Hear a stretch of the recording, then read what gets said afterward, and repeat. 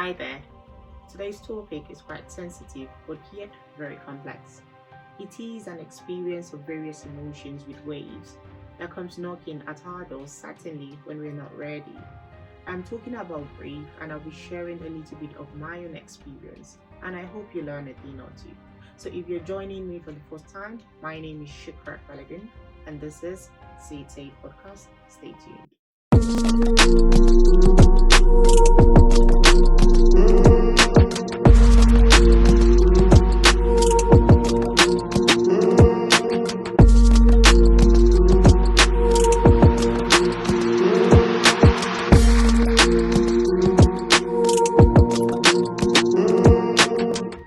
When I was a child, I witnessed my parents experience grief, and this was associated to the passing of their parents, my grandparents. And I witnessed them experience various emotions from sadness to deep sorrow, confusion, anxiety, numbness. But I couldn't process it at that time, and that was because I was a child. I was around 9 or 12, thereabout.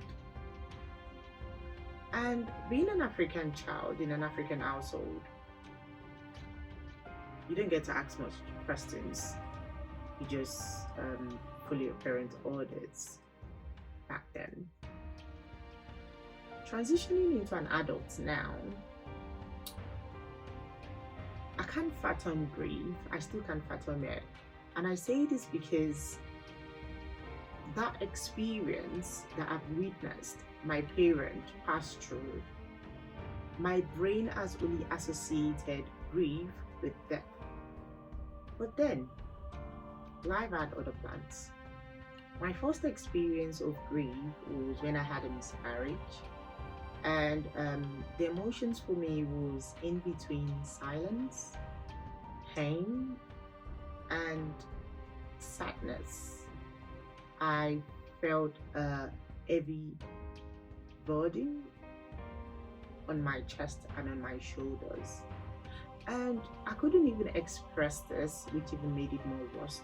And that's not because I decided to bottle it all in, no. It came from a space of my relationship with God, and I quickly compensated myself by telling myself that, Shukrat, you know what? You have a child already, and there are other women out there who would love to even have one. So be grateful, be thankful. The grieving process was very long, and I can remember vividly there were times whereby I would cry and cry and cry myself to sleep. There were times whereby I didn't even want to speak to anybody. I needed my space. I isolated myself from everybody. And there were times whereby I was in my pajamas all day, feeling confused and demotivated about life in general. And I think what made that experience quite challenging for me was the fact that African culture frowns on speaking on events such as death and miscarriage. And I do understand because it's associated with sadness, it's associated with grief, and it's made it very, very challenging for me. However, the grieving process ended, alhamdulillah, when I had another child. And from that day onwards, I had a different perception about grief, and I sort of see life in a different light, if that makes any sense. But then again, another event, a tragic event, occurred, and yeah, this time it was the death of a loved one. And for me, it felt as if my brain was exploded. My favorite uncle passed away. And I can recall vividly when I was informed. I was devastated, I was sad, I was angry. And because I spoke to him that week, he wasn't feeling too well, and I was in a state of denial. I was telling myself, no, it's not dead. And I was having flashbacks of every single moment I had shared with him.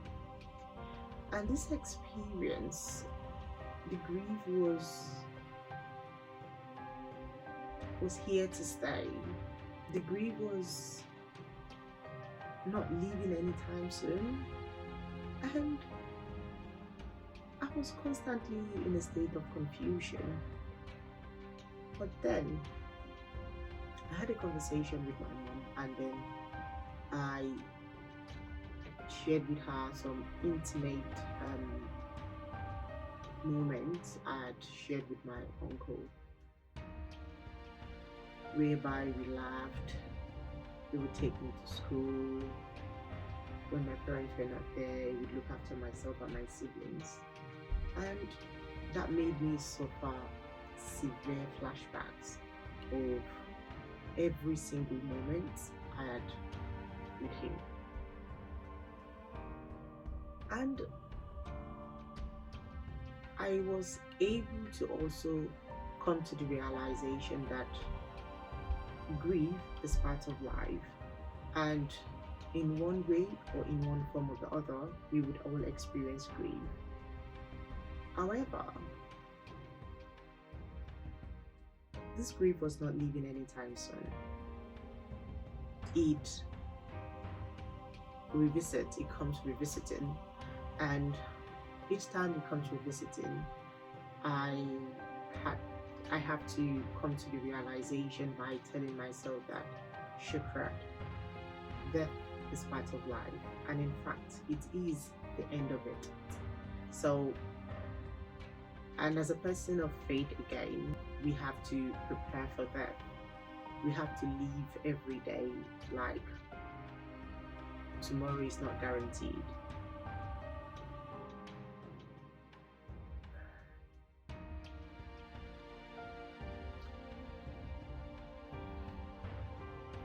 We have to live every day like tomorrow is not guaranteed. So moving on, for the third time again, grief came knocking. For the third time, grief came saying, "Hello, I am here."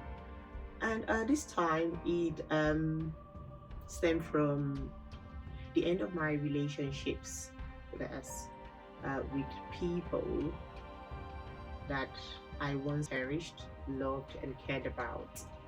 And I decided to end relationship with certain people in my life, mainly because for some of them it was my morals and values were not aligning with theirs anymore. For some, it was they were affecting my mental health, and for some, it was, do I want to be associated with this person? However, it was not from a place of contempt. Rather, it was from a place of consciousness, because as I grow every day, I am having clarity and coming to the realization that I can't take everyone along with me. Where I am going is very far, and my life journey is different from theirs. And since there is a conflict of interest, I think the best thing for me to do as an individual is to preserve my mental health, and to also help them to preserve theirs. I decided to end my relationship with certain people in my life. And this time around, the emotions were purely anger, frustration, and sadness. I was angry because I really cared and loved this set of people so very much. And I was sad because I was taking a conscious decision to exit their lives or perhaps to take myself away from situations that doesn't serve me. I was frustrated and in a state of confusion because each time I remember the events that had occurred, I'm like, hold on a second. How come you never saw these red flags? But at the end of the day, this grieving experience was not bad because it gave me clarity and it gave me redirection and a sense of purpose, because it made me realize that I had been pouring into people that wouldn't even fill my empty cup. But this time around, for the first time ever, this particular experience made me realize that grief is not always something bad. And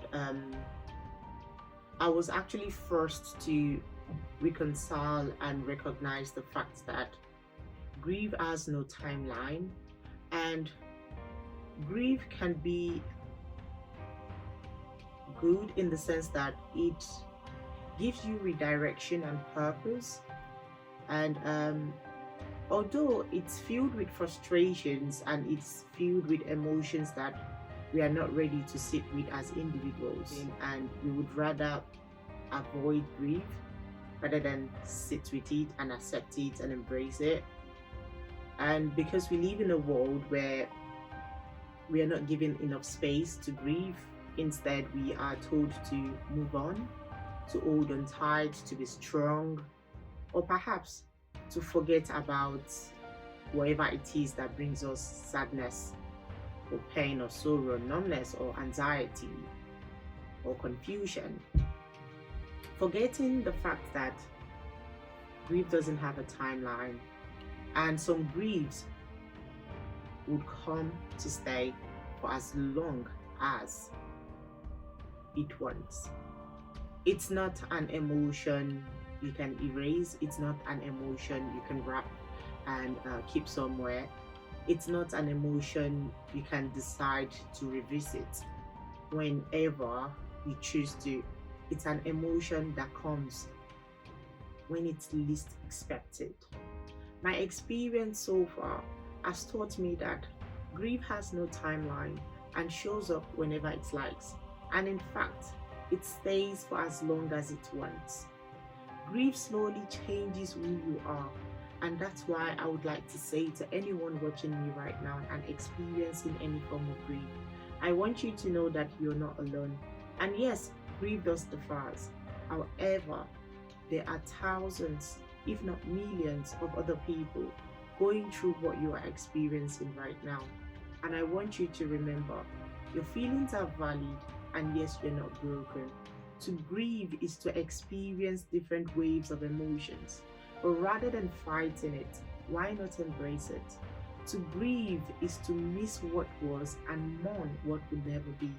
Grief is love with nowhere to go, tangled in loss. And healing isn't about going back to who you were. It's about learning to live with the scars. And I pray God gives you the strength to overcome. I'll see you in my next video. Thank you for your time. Stay blessed.